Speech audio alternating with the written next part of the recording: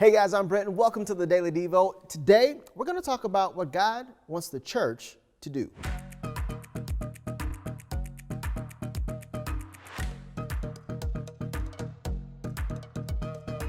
Oftentimes, we hear this word church. We often have this image of a building with the cross on it. But here's a reality check.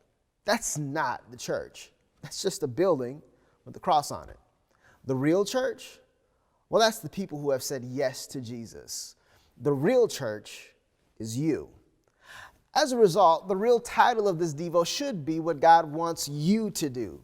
To save you some time, I'll tell you the answer. It's actually found in Matthew chapter 28, verses 19 through 20. It's called the Great Commission. Here's what it says. Therefore, go and make disciples of all the nations, baptizing them in the name of the Father and the Son and of the Holy Spirit. Teach these new disciples to obey all the commands I have given you, and be sure of this, I am with you always, even to the end of the age. Here in this text, Jesus is speaking to his disciples post his resurrection, and he's essentially telling them, everything I've taught you, I now need you to go and teach others. I need you to make disciples, which is simply defined as someone who follows Jesus.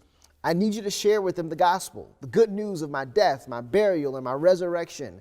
The news that I've died for their sins so they can receive this free gift of salvation. If you're like me, one of the best days in your life was the day you said yes to Jesus. The only other day that was better than that to me was the day God used me to help someone else say yes to Jesus. Today, I want to challenge you to not only continue your journey on becoming a disciple, but also the journey of making a disciple, helping others say yes to Jesus. You can do this by loving people for who they are and where they are in life, and simply sharing your faith. Share with them the great things that God is doing in your life. Now, depending on where you are in your faith, this may be a little intimidating. Here's some encouragement.